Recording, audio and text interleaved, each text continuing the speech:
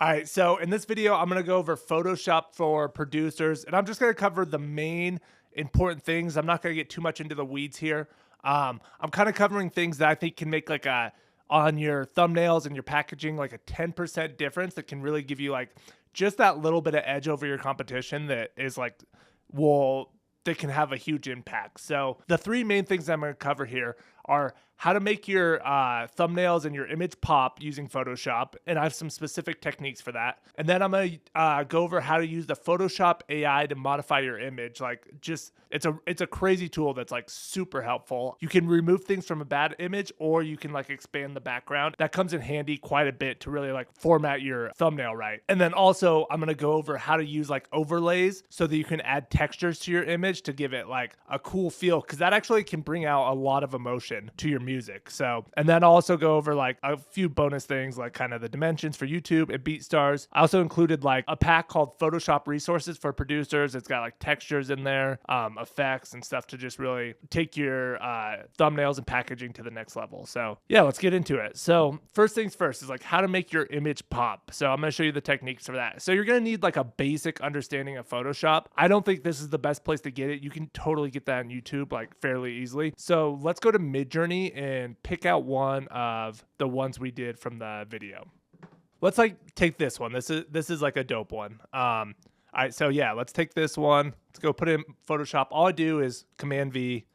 And so these are square images. And so like one thing for and then Photoshop will line it up for us nice. Let's make it a little bigger. One thing I kind of keep in mind for the images is like if it's an artist's face, I definitely like want to make the artist's face like the bigger the better, because like it'll catch people's attention. So you want the subject to really pop and catch people's attention. So we're gonna unlock the background right there, and then I'm gonna like do the sidebars. So when you see like the black bars, really all that is so the dimensions for YouTube is 1280 width by 720 height. The width is longer than the height is tall. So for that, the black box in this way is just a square image in a rectangle. It's the same dimensions every time. You can do it really however you want. So like this is good. So my next step, I'm gonna press Command-Shift-A if you're on Mac. So right now what we're covering is how to make your image pop. So it's like, I like this image, but it's a little dark. And like most producers are just going to put it as is. I press Command-Shift-A if you're on Mac, but you should just, like, if you're not a Mac, you can just go to the camera raw filter. And so what we're going to do is we're just trying to make this thing pop. Like, we're trying to, remember, you're competing at, like, in thumbnails for attention, like, from every other producer, people like Mr. Beast who really understand this stuff. So I just mess around with these, like, I want to lighten it. It seems like a little dark, so I want to find a good, let's lighten it a little. Contrast, do we want it? Sometimes like faded can be like a good like emotion. So pulled that down. Those highlights make that fire stand out a little more. Shadows. So like one of the things I'm looking for here is like contrast. Let's see, do we want to make the whites pop a little more? I don't know about too much. If you pull them all the way down. Yeah, that's gonna, yeah, that might catch people's eye, but I just think it's like a little overboard. But I mean, definitely. So now watch this. Original. You can't tell me that that doesn't like pop like crazy relative to how we initially had it. So, and then, it's almost like when the blacks in the image get like a little lighter, it almost kind of has like a cool faded effect. So, I mean, just it's crazy what that does right there. And that's like, I feel like people are going to scroll right by that, but when I have it like that is going to pop and catch your eye. So, temperature, honestly, I was like, I really kind of liked how it was, but you can mess around with these as well. Like if you feel like it matters. Some of this stuff gets a little unnatural. Vibrance, like where, I don't know. Some people might do that. I just think like it does start to kind of mess with your stuff at a certain point in a negative way. So saturation. I don't know. I kind of liked everything. Well, let's see. Maybe just a tiny bit. I can't even tell the difference, but that's major. So it's really that simple. And I'm not thinking about it too much. Like, it's not like I studied all these. I know what they mean. It's a vibe. And you're just trying to get it to look like way better. So there's that. And that just pops a lot more. So like, it's a really small, subtle thing, but most producers don't. So like, it doesn't take long. So it's totally worth it to get an edge. Okay, so now this is interesting though. So the how to use Photoshop AI to modify your image. This may not be like the most practical use of it, but let's say we want to get rid of this hand. You just highlight it, generative fill, don't say anything. It's going to remove the hand. And then it gives you like options. Like, they're not good options. I would totally, like, the hand is part of the image, so we can just delete that. But like, let's say sometimes there'd be like a logo or something. If there's like a logo or like a watermark on your image, like what if I just put watermark?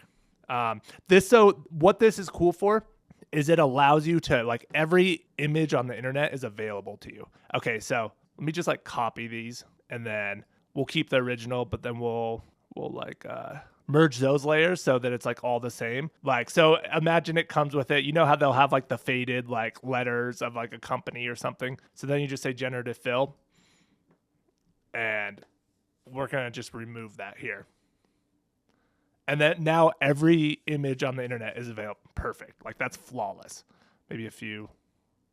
I mean, they all look great. It's like that knee is the only thing that changes. So yeah, I mean, that's an insane tool, and it has gotten really good. So, but let's go back to the original. We don't need that. So the other thing that you can do with that is, like, say you want a full image, or like you really like the center of an image, but it just like doesn't fit right in the screen. So what you can do is, okay, so it's like highlight that, and then I'm holding Command Shift to continue to highlight. And now it's like fill in that section, see what it does. Like, let's say you wanted to expand your image to fit. See, that's pretty crazy of how that builds out. Like, I wouldn't use it. I mean, see, that's crazy. It gets a little funny over there, and you start to get some surrealism vibes almost with this head on fire. But that's like, if you needed to make it like that, for some reason you need to fill out the image, or let's say a good example of that is like you have an artist picture, and we'll go back to this, but you have an artist picture and there's something like really annoying or distracting in the background. Then you just highlight that whole section and delete it. And then you can like shrink the artist image, and then you can expand around it. So it's like, what it does is, like, every image, if there's just like a good picture of J. Cole or a good picture of Drake or Kendrick, but you don't like what's around them, you can use this to kind of maneuver the image and kind of like just shape it however you want. And so it gives you the ability to like complete like whatever you can imagine you can do, which is absolutely insane. So, and then the next thing is we'll do like how to use overlays to add like texture. So let's use the full one for this. And let's say we want to make this more vintage. Honestly, to be real, I would post it black box like that. I think that's super eye-catching. I think it looks like a type beat. I don't think anything more needs to be done to it. But let's say for some reason I wanted to throw like a vintage vibe on it or something. So what I do, and let's see, Dropbox, Photoshop for producers, I actually put together like all these like resources, which I'll include in the course. And like, it's like, I don't even know, a couple hundred different things. And you can really like, I'll show you how to use them, especially like if it has a black background and we want it to have like a vintage paper texture, which is like a pretty common thing. We'll take this, we'll overlay it, just drag and drop, and you want black, and I'll show you why in a second. Put it over. Okay, then we're going to go to right here. We're just going to change it to screen. And then we are going to go to adjustments. And it's just called levels. And so we want to keep like the effect, but like we don't want it to change the image and the colors so much. So what you can do is you can just like keep that effect and just like by changing, I'm just clicking on this one or that one, and you just kind of like modify it to how you want. Like now it's like, it has this like dusty effect to it, and you can like layer these. I wouldn't get carried away with it, but let's see, like stain. This is like really good if like you want it to be like super old, like an old magazine cover or an old vintage record. You want it to have like that vibe. So let's like, we'll just do the same thing with this. So this one's different because it's white. And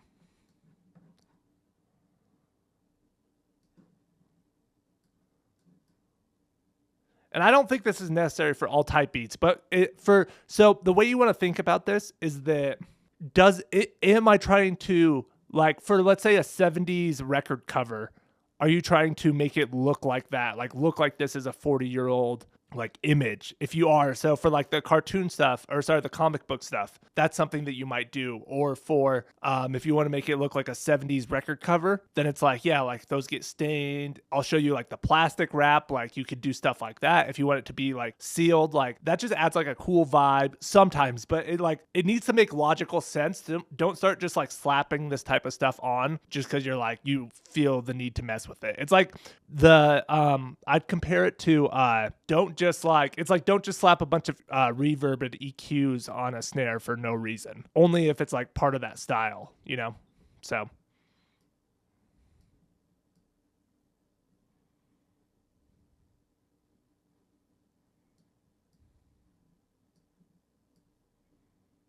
yeah, so maybe on this one, what I'll do is change the I